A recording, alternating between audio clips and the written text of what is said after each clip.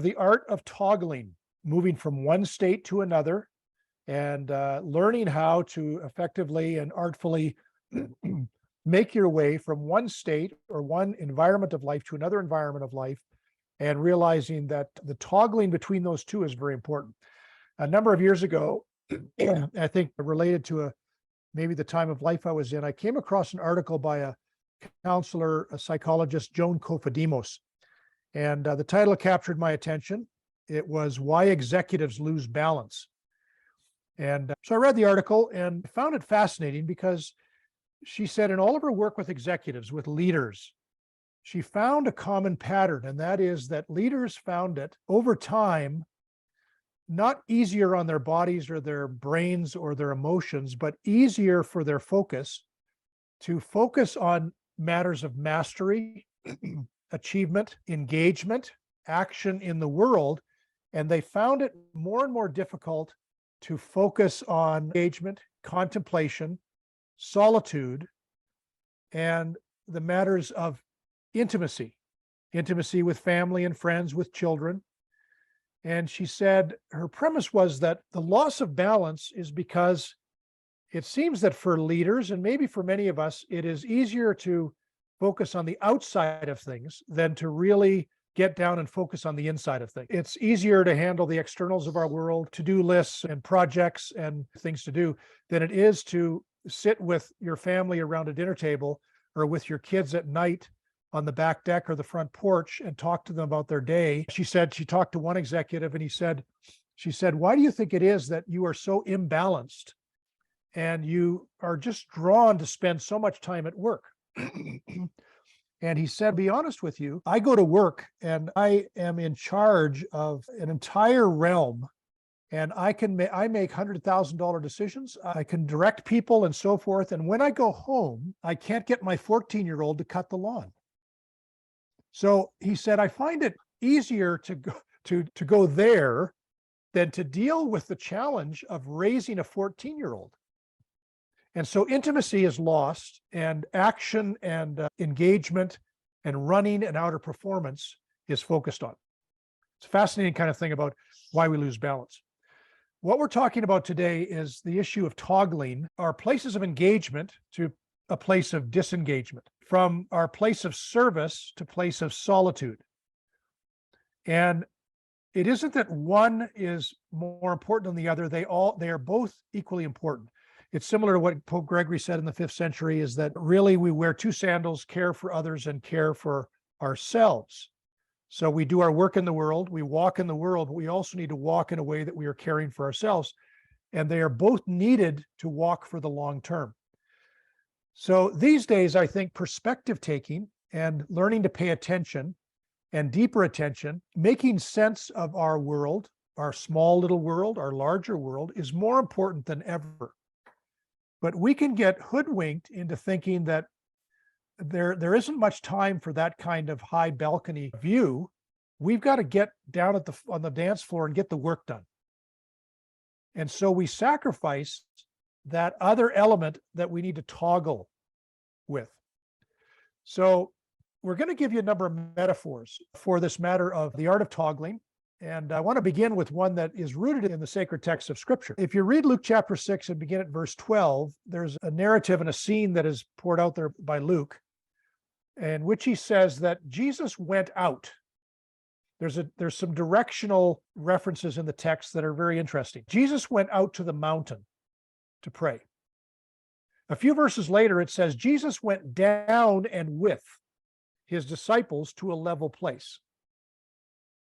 It was at the level place that he is interacting with the needs of the world.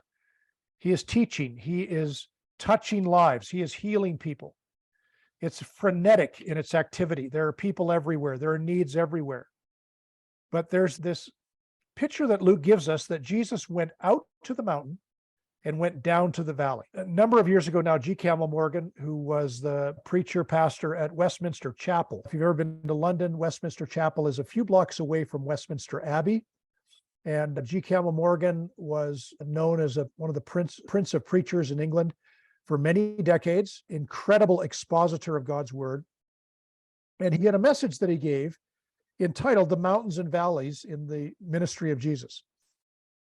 And this is what he said. He said, it was to the mountains that Jesus brought the problems and perplexities of the valley. So he went to the mountains, and it was to those mountains that he was there in communion with the Father, and he brought the problems and perplexities of the valleys to the mountain. It was then to the valleys that he brought the power, perspective, and measurements of the mountain. And in this one little message, G. Campbell Morgan is not using the term, but he's saying Jesus toggled. He went out to a mountain, he went down to the valley. Both were vital to his ministry. And he kept a wonderful synergy between those two. Sometimes he went to a garden. Sometimes he went to a lonely place. He's not living in a lonely place. Jesus was not a hermit. He was not a recluse.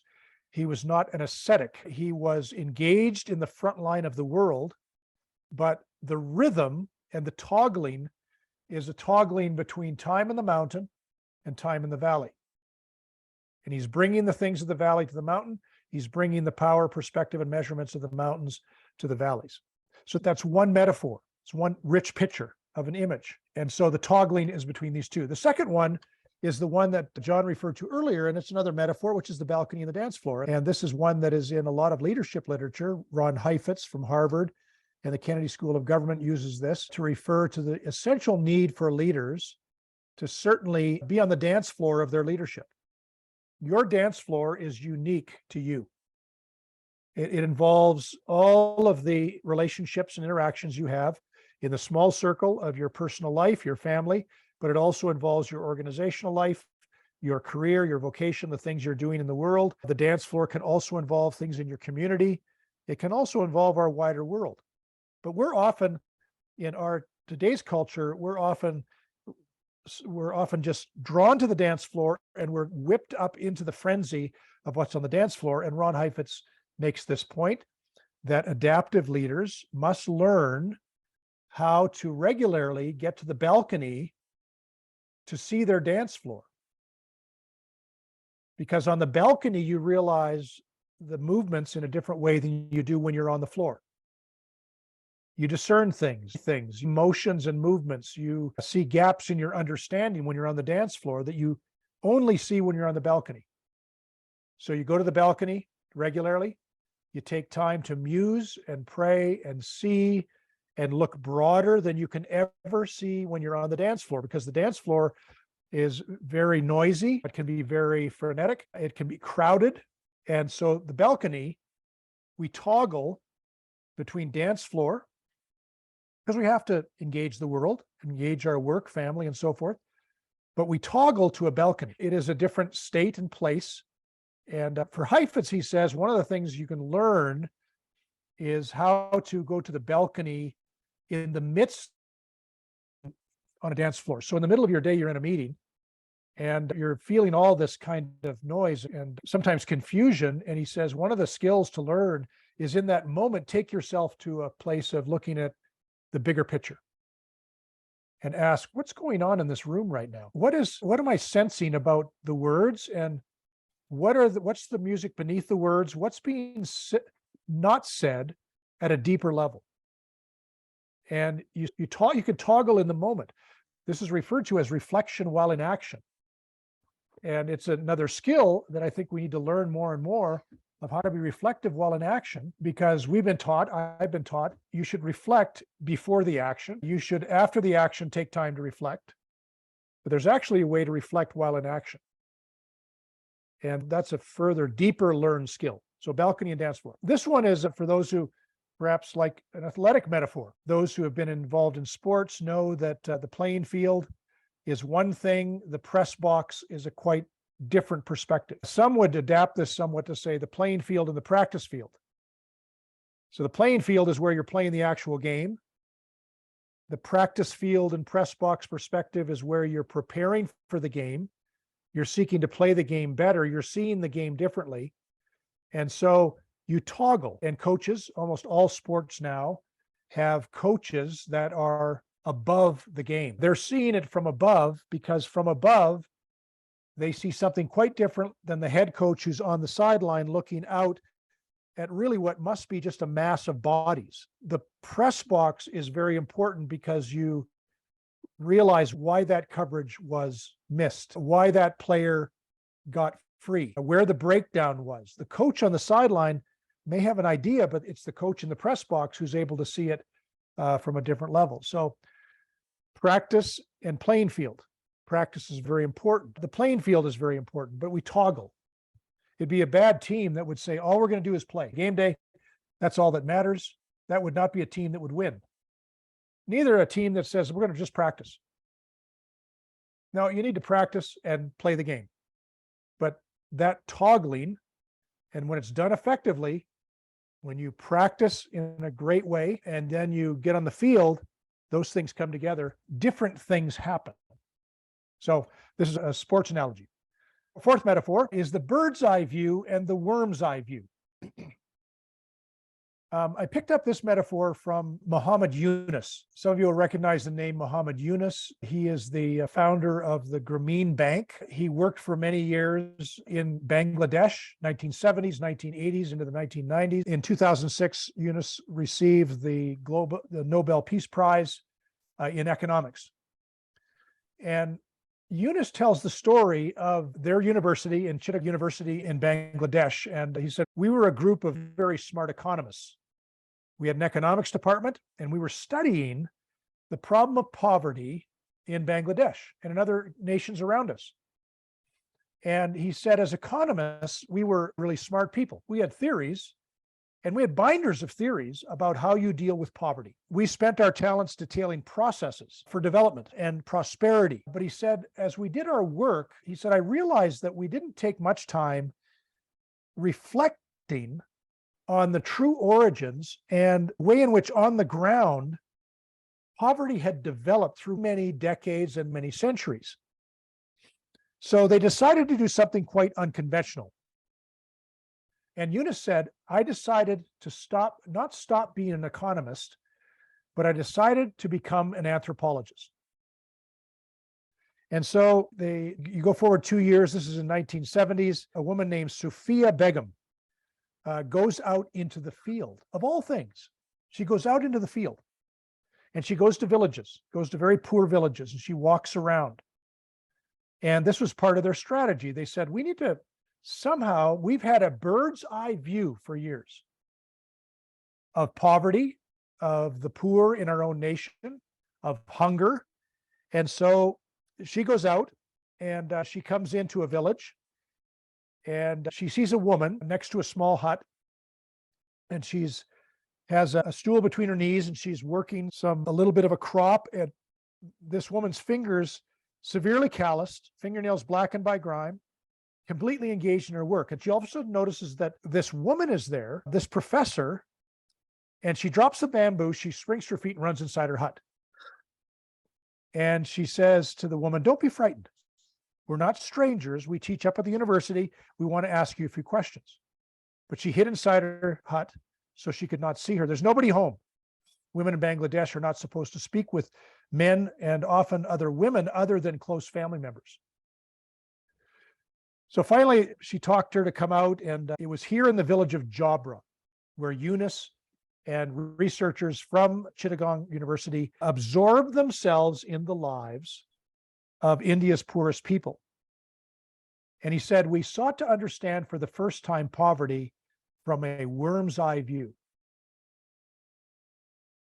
So this is a bit of a different look at this. This is an other toggling dimension. The problem here was different than Joan Copodimos. It wasn't an absorption in the front line of the work. It was a sort of a living up in the balcony and living up above everything, where you thought, oh, that's the only view we need.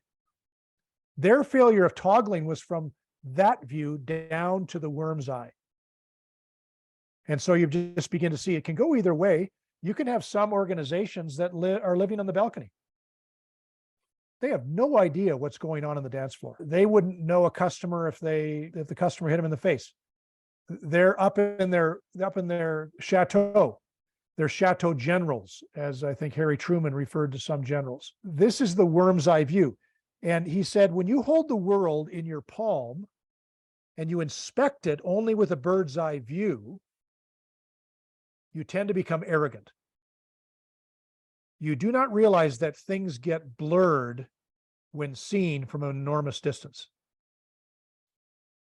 So this puts together the essential need for us to learn how to have a big picture view, but also to have a close to the ground view.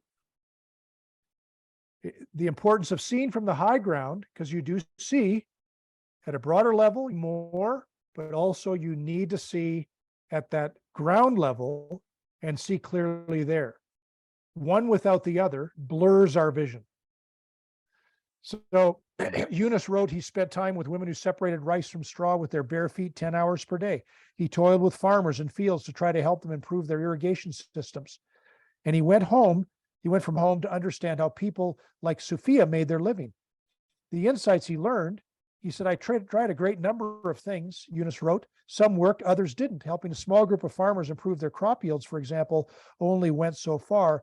The impact was relatively small. So they began to have conversations with people about what did they sense they needed to help them develop a patch of earth that could be sustainable for their family, but also could help them have a little extra to simply grow that little patch of earth and be able to do more than just care for the essential needs, but come out of poverty. That was the genesis of the Grameen Bank and the genesis of what today is micro-lending around the world. It involved taking a worm's eye view. The next one comes from the wonderful work of Amy Whitaker. She wrote a book a number of years ago entitled Art Thinking. And in this book, she makes the point that when you look at the great artists of history, many of them speak of and write of their armchair in their studio. So she uses this toggling metaphor to communicate to people who write and do art that it is a fool's quest to be always at the easel. Because when you're at the easel, you lose perspective. You even lose sense of the elements of color because you're too close to it. And she said, great artists always practice this practice of going back to an armchair in their studio at a distance and looking at what was the work in progress. And it was from that different perspective that they saw things that could improve their art. So I love this metaphor. It's a great kind of, you sit in your armchair and you reflect upon your life, your work. You then get back to the easel, and more time is spent in the easel and the armchair, unless you want to take a long time to do your art. But this is the metaphor of Amy Whitaker. I didn't put this one in there, but there's another writer who talks about if you want to study lions, you can go to the zoo. So if you want to study lions, you can go to the zoo, pull up a chair, look through the cage, and you can look at the lions exhibit, and lions roam back and forth, and you can take notes and so forth. But if you really want to study lions, you've got to get out on the savannah. So there again, it's another somewhat of a different metaphor, but it's that there's one way to look at things, but there's also a more richer way to look at things. And so you want to value perspective taking in those number of ways. The forest and the trees, this is really more of a common confessional statement that we make, or a frustrating admission we make. I can't see the forest for the trees. We know that we have lost perspective when we're saying this more and more to ourselves. So what do? You've got to get above the forest. So it's high ground level. And when you get to high ground and you get to some point of viewpoint, you begin to realize, oh, that's where I am. That's what this forest is about. That's where there's greater richness than I imagined, because where I am, all I see everywhere I look is just tree, and where I am, they all look very similar, but I realize there's great diversity and great beauty that spreads out.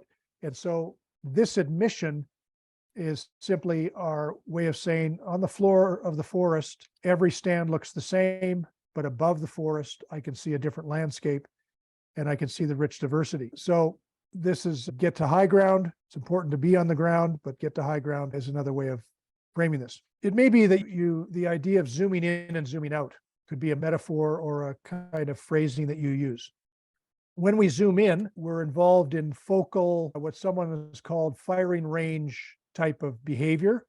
We've got our eye on a target. We're very clearly focused. Another mixing metaphors here is the spotlight is on and it's clearly illuminating what is right in front of you. And you zoom in on it. You can see clearly what you're dealing with. And often, however, over time, that focus spotlighting, that firing range target specific kind of view and perspective can cause you to not realize that there is a lot more to see. So you can be in a room where you get a spotlight, put it on the floor. You can put all your things out on the floor and you can see them crystal clear, but that room may be filled with all kinds of other things that can be pertinent to what you're doing. And so you need to zoom out. And this goes to the issue that even within our own physical framework, we are fearfully and wonderfully made. So you are given the ability in your eye, 5% of your cells in your eye are known as cone cells. They're 5% of the cells in your eye. And those cone cells are what you allow to, or what gives you the ability to focus. It's a wonderful thing. You can look at the screen and you can see clearly what's in front of you. The marvelous thing, however, is that you've got 95% of the cells in your eye that are rod cells. And those cells are used for peripheral vision. So right now, if you look in the middle of your screen, you can see clearly what's in front of you, but you're also aware there's a world out here that you can see somewhat, and peripheral vision, or zooming out, is being willing to take in what that peripheral vision is there and moving your head around and realizing there's a lot more to see. So zooming out is using that peripheral vision that we're given to use. Now, the people who write about this say that organizations over time become very devoted to focal vision.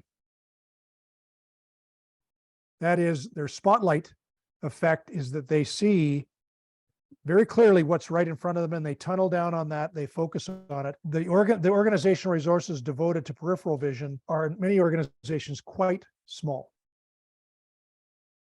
And this is why you hear story after story of missed signals, of things clearly, stories of why couldn't they see that coming? Why didn't they realize that the track they were on was going to lead them down into obsolescence? It's because they weren't taking time to zoom out. So this can apply to business, but I think it can also apply to ministry context. We need to take time to zoom out and see the bigger picture. So it's a fascinating kind of thing to think about, that our physical framework illustrates that God's given us peripheral vision. He's given us the ability to see more. There's a great story of William Bradley, who was a famous player with the New York Knicks many years ago. He was one of the early first big men in basketball. He was later a senator in the US Senate. He had 190 to 195 degree peripheral vision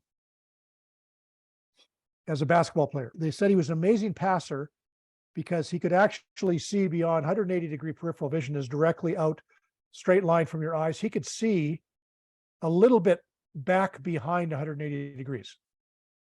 Someone asked him one day, how did you, what are you a freak? What's going on here? He said, well, I'll tell you the story. When I was a kid in my town I lived in, I loved basketball. I'd go downtown with my basketball and I would bounce the basketball everywhere I went. I'd go downtown and I'd walk down the street of downtown, the town I was in, and I would look at the shop windows as I would bounce the basketball in front of me, and I would practice looking in the shop window while I looked straight ahead. And I discovered after a while that I could see just a little bit more as I learned to sharpen my peripheral vision. And so they said, as an NBA player, he could see his teammates. For most people, they would have been out of sight. He could see them. At a physical level, I guess we can develop our peripheral vision. Maybe some of us are too old for that, but zoom out, zoom in. So it's important to zoom in. It's important to focus on what you're doing. It's important to see it clearly, but realize the value of zooming out, of taking in more and getting perspective at a broader level. One here, quite briefly, outside the frame, inside the frame. This comes from a phrase, adage that says it is very difficult to see the picture when you're inside the frame. And for many people, most people, they are spending all of their hours and days inside the frame of their life. And that frame has a lot of details to it. The frame has four sides to it. And this may be a metaphor you want to use where you think about, what is my picture? What's on the borders of my frame? What's inside my frame? It's good to reflect on that. But the only way you'll see it more clearly is to get outside of it. So to get outside the frame. Finally, this is Jim Lower. It's not necessarily a metaphor, but he talks about in The Power of Engagement, we talk about this in Crest, is that life is a matter of energy expenditure and energy recovery. And those who, they write, we live in a world that celebrates work and activity, ignores renewal and recovery, and fails to recognize that both are necessary to sustained performance and effective living. So energy expenditure, very important. But energy recovery is the toggle that allows us to be sustainable over the long term. And years ago, the Grubb Institute of Leadership used a different term. They used the principle, they called it the principle of oscillation. That effective people and wise people and flourishing people oscillate. And they oscillate between engagement and disengagement, action and contemplation, service and solitude. For Lauer and Schwartz, expenditure of energy and recovery of energy. It's toggling. Final metaphor is the frontline front porch. We live in a frontline dominated world. The front porch is a metaphor I love that simply gives you this sense. I came upon it when I was a boy, and I would visit my grandmother in Boone, Iowa. She had a swing similar to this picture here. A smaller house, not as nice as this one, but every evening pretty well, she would go out and sit on the porch for half an hour and sit on her swing back and forth, talk to us as kids. I remember as a boy getting enamored and just fascinated by this porch that is a part of Americana. It's also now in many homes. Some have said it's a faux architectural feature that we have put into our homes because we want to maybe remind ourselves that porch is a nice space. The great tragedy, Amy Saltzman said, is that many people have front porches, but they cannot be found on them. We're on the front line, but we're seldom on the front porch. And the front porch is that place of savoring and getting perspective and thinking and reflecting, looking at white space, recovering the wonder of life and relationships. In the architectural framework, front porches are public-private spaces. They can be very private, but by their very nature, they don't have walls. So there is a kind of connection to a public world. And this is why in many towns of old, I don't think I'm just being nostalgic here, there was an element in which the eyes of the village and the eyes of the street were outward.